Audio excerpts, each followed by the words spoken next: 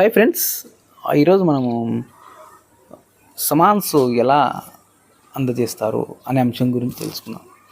అయితే బిఎన్ఎస్ఎస్లో సెక్షన్ 68, 69, 70, 71 ఇవి సమాన్స్ అందజేసే విధానాన్ని గురించి చెప్తాయి.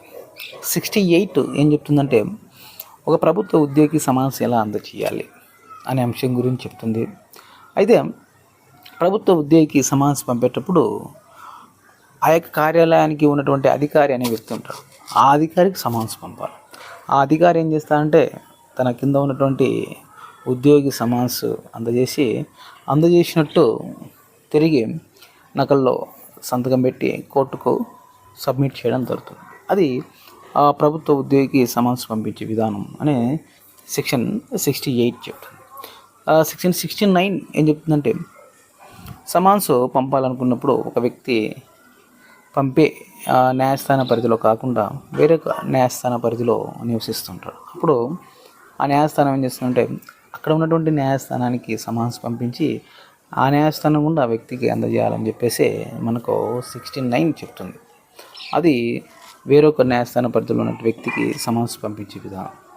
70 ఏం చెప్తుందంటే సమాన్స్ పంపించినట్టు రుజువు కోర్టు. సో నువ్వు ఏ రూపంలో అయితే సమాన్స్ అందజేసి ఉంటావో ఆ రూపంలో అందజేసినట్టు ఒక అఫిడవిట్ను తయారు చేసి కోర్టుకు అందజేయవలసి ఉంటుంది. ఎందుకంటే ఒకవేళ ఆ యొక్క వ్యక్తి కోర్టుకు హాజరు కాని పక్షంలో నువ్వు ఏ విధంగా సమాన్స్ అందజేసినావు అని చెప్పేసి కోర్టుకు తెలియాలి కదా. సో కాబట్టి ఆ రుజువు కోసం ఒక అఫిడవిట్ను తయారు చేసి కోర్టుకు పొందుపరచాలి. అది ఎలక్ట్రానిక్ కమ్యూనికేషన్ ద్వారా అయితేనేమి, తర్వాత వచ్చేసి నువ్వు డైరెక్ట్గా అక్కడ వెళ్ళి సమాన్స్ అందజేయడం ద్వారా అయితేనేమి ఒక రుజువు అనేది కోర్టుకు పొందుపరచాలి. అది మనకు సెక్షన్ 70 చెప్తుంది.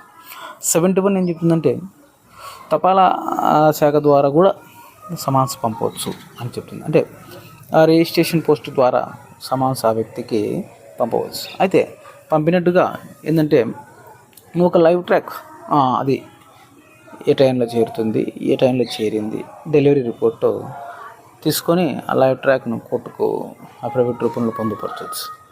అది ఎలక్ట్రికల్ కమ్యూనికేషన్ ద్వారా కూడా వాట్సాప్ ద్వారా అయితేనేమి వాట్సాప్ ద్వారా కూడా అక్కడ మనకు సింబల్స్ పడుతుంటాయి, గ్రీన్ సింబల్స్.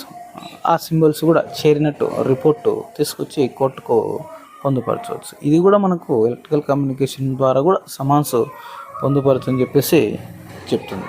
అది ఫ్రెండ్స్ సమాన్స్ పంపించే విధానం. Okay friends, thank you.